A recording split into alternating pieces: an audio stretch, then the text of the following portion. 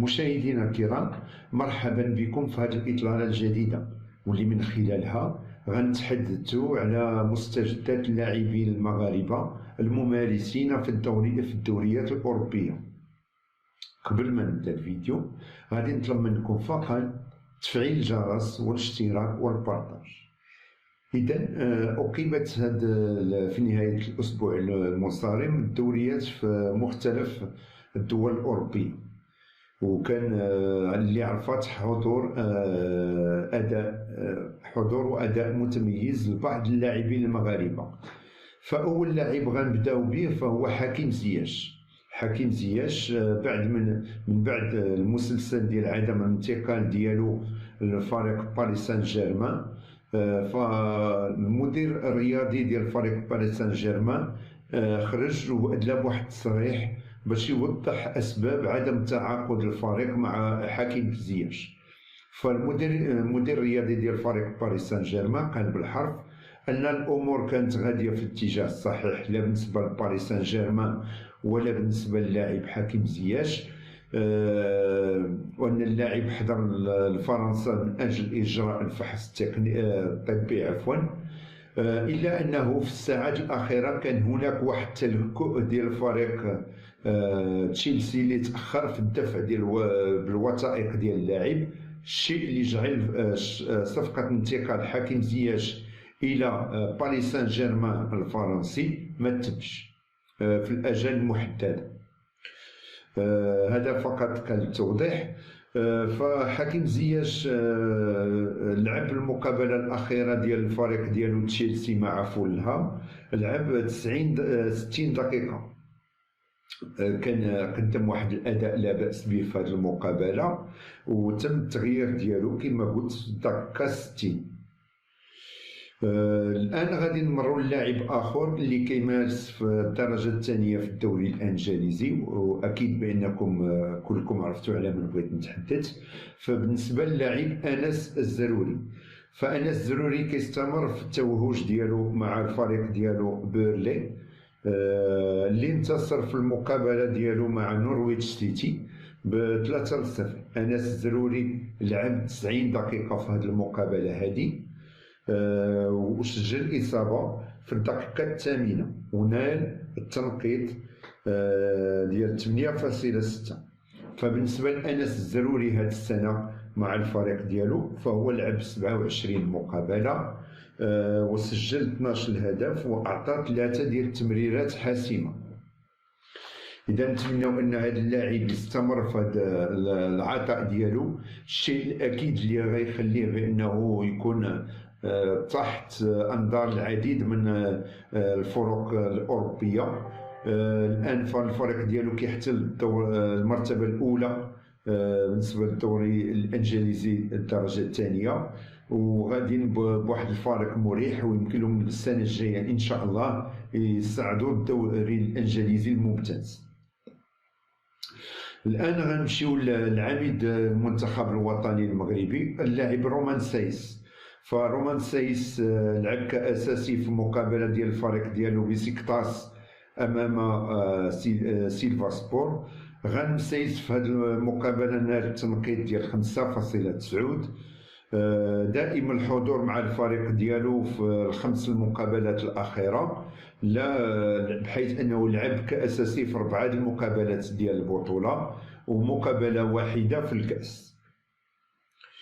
غنمروا الآن للاعب آخر اللي كان هو كذلك محط اهتمام العديد من الأندية الأوروبية وبالخصوص فريق ليفربول وبرشلونة، إلا أنه مع الأسف فالصفقة ديالو انتقال ديالو لأحد الأندية فهي ما شهدتش النهاية السعيدة ديالها. أكيد عرفتوا على من بغيت نتحدث، فالحديث هنا كيدور على سفيان أمرابط. فسفيان أمرابط شارك أساسي في المقابلة ديال الفريق ديالو فيورنتينا أمام بولونيا، واللي انتهت بفوز بولونيا ب1-0. المرابط لعب 90 دقيقة ونال التنقيط ديال 5.5 في هذه المقابلة، ولكن كيبان بأن التأثر ديالو بفشل الانتقال ديالو في الأنفاس الأخيرة واضح على الأداء ديال اللاعب. مع الاسف كنا كنتمناو باننا نشاهدوه ينتقل لاحد الانديه ديال يا اما برشلونه ولا ليفربول، ولكن كنشوفوا الاصرار ديال فيورنتينا وتعثر المفاوضات في اخر لحظه، الشيء اللي جعل ان سفيان امرابط حاليا فهو يستمر مع النادي ديالو فيورنتينا. هذا من جهه. الان غنمروا للاعب اخر، وهنا الحديث غيكون على ياسين بونو. ياسين بونو اللي الفريق ديالو اشبيليه كلنا كيعرفوا الرتبه اللي كيحتلها حاليا اشبيليه في الدوري الاسباني.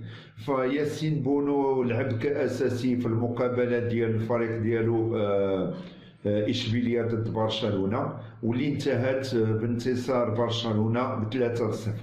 في هذه المقابله وكما هي العاده كان هناك اداء متميز ديال ياسين بونو اللي كان وقف بالمرصاد الهجمات ديال فريق برشلونه الاسباني، الا انه الخطه باش لعب خورخي سامبولي والضعف اللي كيعاني منه هذا الموسم ديال فريق اشبيليه، فما سهلتش المهمه لياسين بونو، وبالتالي استقبلت المرمى ديالو 3 الاصابات في الشوط الثاني. اللي كينطبق على ياسين بونو يمكن نقولوا كينطبق كذلك على يوسف النصيري. يوسف النصيري فهو لعب 45 دقيقه الاولى من المقابله ديال الفريق ديالو اشبيليه مع برشلونه، وتم التغيير ديالو في بدايه الشوط الثاني. فإلا قلت ان بحكم الخطه عاوتاني اللي لعب بها خورخي سامبولي وداك الاداء الدفاعي الكلي اللي لعب به فريق اشبيليه، فهذا ما اثر على الاداء الهجومي ديال اللاعب يوسف النصيري اللي كان كيرجع وكيعاون الدفاع، ولكن ما بانش بشكل كبير في الشق الهجومي بحكم التراجع ديال فريق اشبيليه للخلف.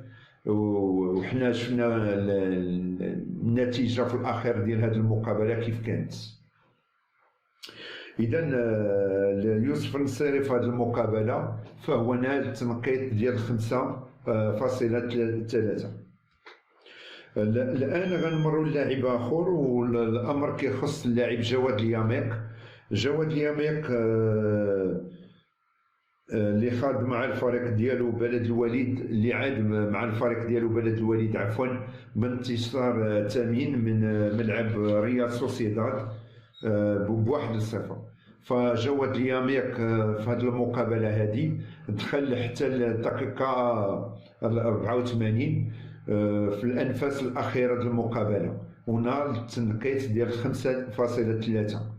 بينما الزميل ديالو اللي انتقل مؤخرا من ستاندار دو لياج لفريق بلد الوليد سليم املاح، فهو بقى على دكه البدلاء في هذه المقابله وما لعب حتى شي دقيقه.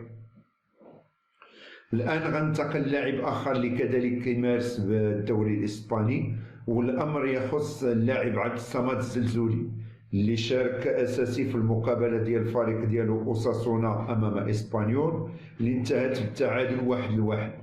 فعبد الصمد الزلزولي في هذه المقابلة لعب فقط 45 دقيقة بحكم البطاقة الحمراء اللي تلقى في هذه المقابلة. فهو تلقى البطاقة الصفراء الأولى في الدقيقة 15 والبطاقة الصفراء الثانية في الدقيقة 45 باش يتطرد من المقابلة. وعبد الصمد الزلزولي في هذه المقابله فهو نال التنقيط ديال 4.9. الان مشاهدينا الكرام غادي نمروا للاعب اخر اللي كذلك هو كيمارس في الدوري الاسباني، والامر يتعلق بمنير الحدادي. منير الحدادي مع الفريق ديالو خطافي فهو وفي الظهور ديالو فقط في الانفاس الاخيره ديال المقابلات. فبالنسبه لهذه المقابله ديال الفريق خطافي مع فريق اتليتيكو مدريد، فهو لعب في الانفاس الاخيره ديال المقابله وبالضبط دخل في الدقيقه 77. هذه المقابله اللي انتهت بالتعادل ما بين خطافي واتليتيكو مدريد. الان غادي نمروا للاعب اخر اللي هو اشرف حكيمي. اشرف حكيمي فهو كان دائم التألق مع الفريق ديالو باريس سان جيرمان.